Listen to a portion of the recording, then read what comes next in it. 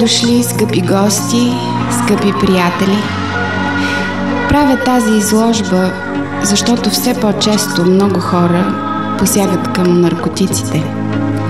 Търсят да си ги набавят отвън, защото им липсват хубави духовни преживявания, които да произвеждат необходимите наркотици в собствените им тела. Би трябвало да се обръщаме по-често към природата и към любовта, която ни е дадена един към друг.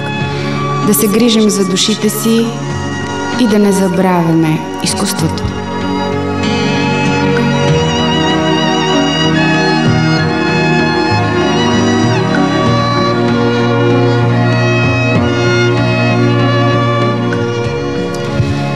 Спомням си един обикновен слънчев ден, в който открих, че духът ми се е отделно от тялото ми.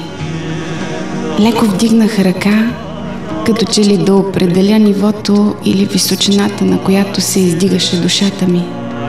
Докато тялото си вървеше, беше на около метър.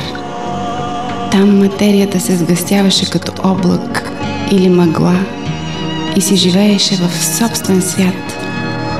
Понякога погаждаше номера на тялото ми.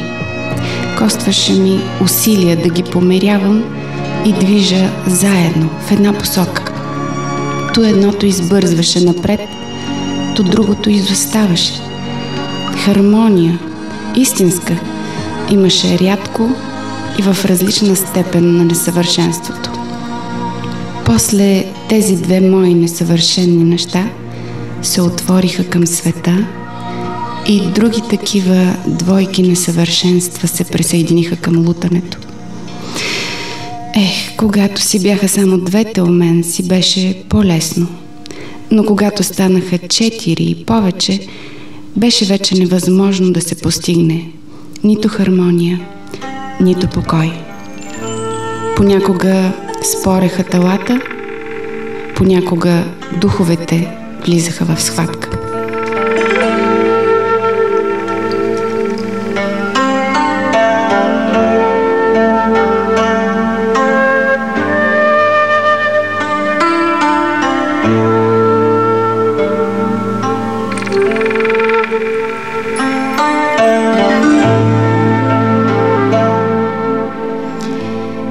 Държа сега в ръцете си цвете, като хилядолетно дихание на човечеството. Малко създание, пълно с живот и тайни. Невероятна хармония от цветове, форми и енергия. Всяко цвете е като призма за слънчевата енергия, която пречупена през цветна феерия се насочва право към мен. Аз, изтощена батерия, поглъщам жадно цветеца, като вампир. Засмуквам с очи и душа мириса и цветовете му и се изпълвам с живот. Ставам част от вечността, само заради това нежно същество в ръцете ми. Бих ви отстъпила любовта си, цялата, но съм сигурна, че си имате своя. Да видим.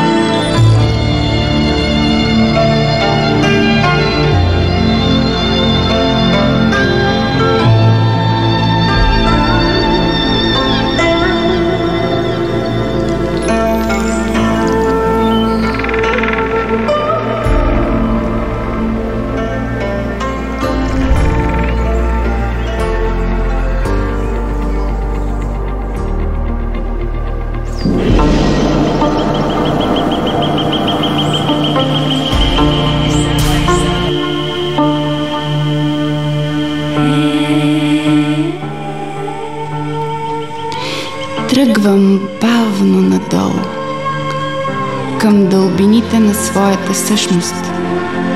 Иска ми се да се спускна стремглаво и да достигна далече, далече. Сигурна съм, че ще е като в рай. Тихо и нежно спокойствие, сред шум от падаща вода и трепкащи зелени листенца.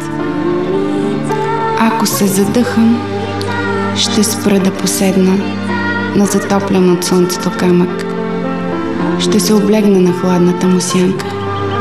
Ще се потопя в ритъма му от цветни петна и ще искам да остана дълго, дълго. Но долавям мириса на чай и тръгвам към него.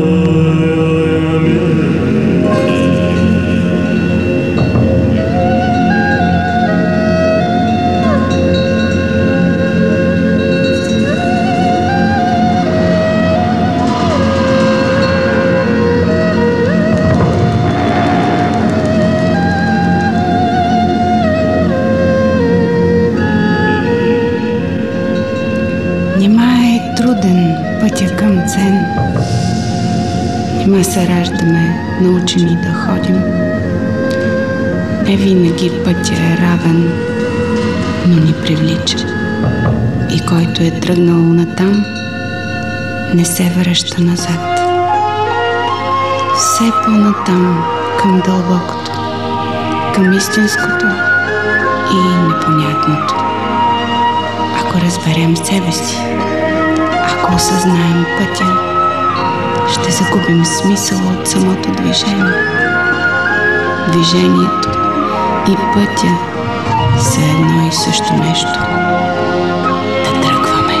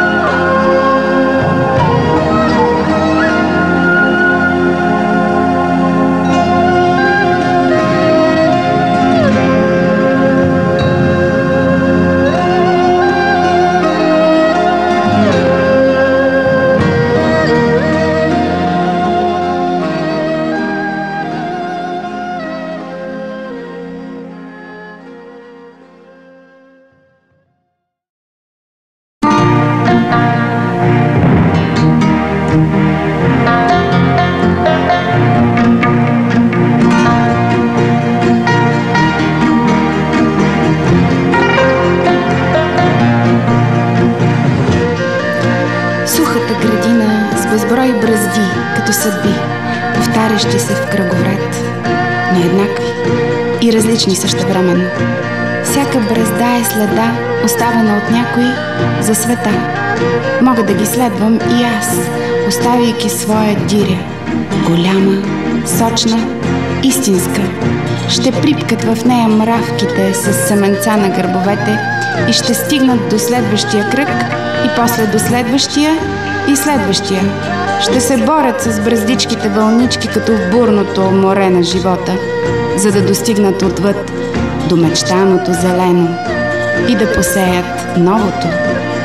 И така, в края на всяка суха бразда има една зелена леха, тъй както медитация се редува с динамичен, реален живот.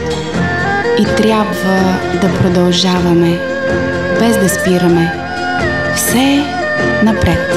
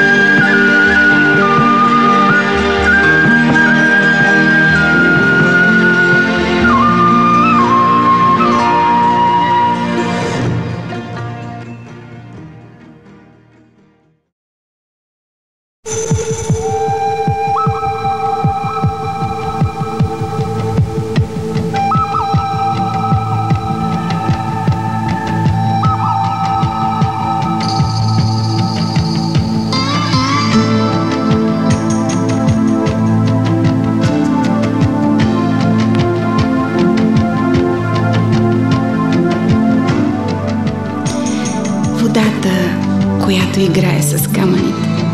Водата, която поглъща светлината и я съхранява надълбоко. Водата, която не спира, дори когато е спряла в покой.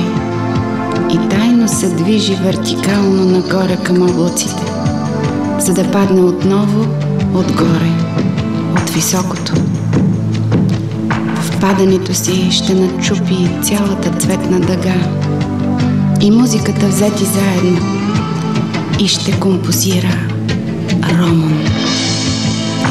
Роман, който не могат да свирят китарите, нито цигулките, нито виолите, нито челата, нито пианата, нито флейтите, нито тромбоните или басите. Роман в съпровод на птиците и метронома на капещата роса.